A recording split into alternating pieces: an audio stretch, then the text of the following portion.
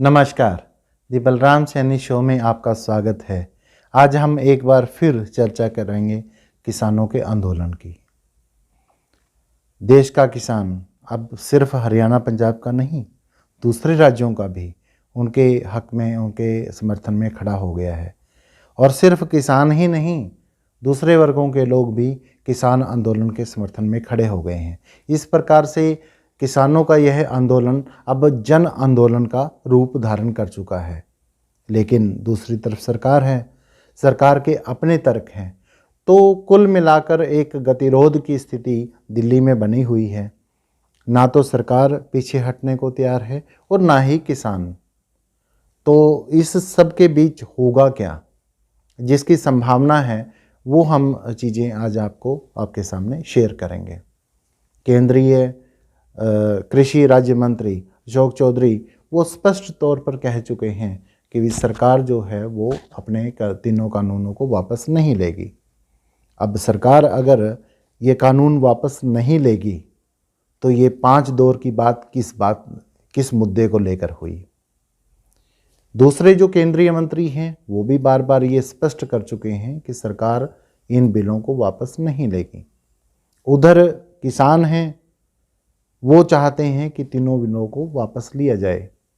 अगर दोनों पक्ष अपनी अपनी बात पर अड़े रहते हैं तब तो इस समस्या का, इस गतिरोध का कोई समाधान नहीं निकलेगा।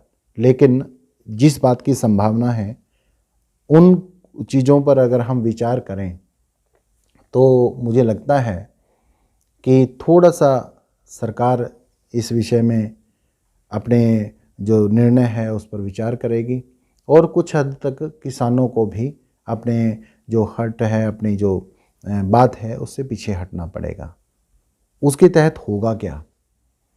होगा ये कि सरकार तीनों बिलों को वापस तो नहीं लेगी, लेकिन उनमें संशोधन कर सकती है। किसानों का जो मुख्य मुद्दा है वो एमएसपी को लेकर है। सरकार जो कानून पहले लाई थी उसमें ये अमेंडमेंट कर सकती है कि एमएसपी जो है उसकी गारंटी किसान को दी जाए। हम किसान भी यही आशा लेके सरकार से बात कर रहा है कि जो उसका मिनिमम सपोर्ट प्राइस जो सरकार की तरफ से गारंटी किसान को दी जाती है वो जो है उसको लिखित में दिया जाए। संभव है कि बिल में अमेंडमेंट करके इस विषय को वो गंभीरता से ले सरकार और उसमें इसको लागू करे। जो दूसरा बिल है वो कॉन्ट्रैक्ट फार्मिंग को लेकर है। कॉन्ट्रैक्ट फार्मिंग को लेकर भी किसानों के मन में बड़ी सारी आशंकाएं हैं।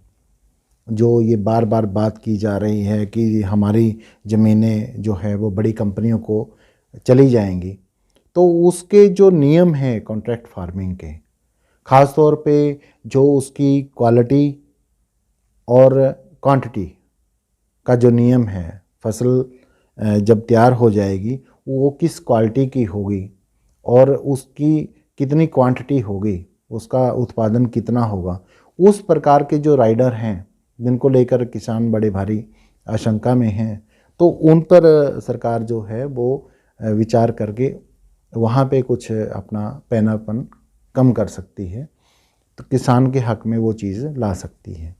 जो तीसरा बिल है एसेंशियल कमोडिटी एक्ट की जो सेक्शन 3 में अमेंडमेंट की गई है, जिसके तहत जो स्टॉक की सीमा जो है, जो हमारी ज़रूरत की चीज़ें हैं जैसे अनाज हैं, आलू, प्याज, सब्जियां, दालें, तो उनकी जो स्टॉक की सीमा जो सरकार द्वारा पहले लगाई गई थी और अब समाप्त की जा रही है इस बिल के माध्यम से, कुछ खास परिस्थितियों को छोड़कर, जैसे अगर देश में अकाल पड़ जाए, कोई प्राकृतिक आपदा आ जाए या फिर युद्ध की स्थिति पैदा हो जाए या फिर बहुत ज़्यादा महंगाई बढ़ जाए, तो ऐसी परिस्थितियों में सरकार जो है वो नोटिफिकेशन के माध्यम से दोबारा वो जो पुरानी स्थिति को बहाल कर सकती है।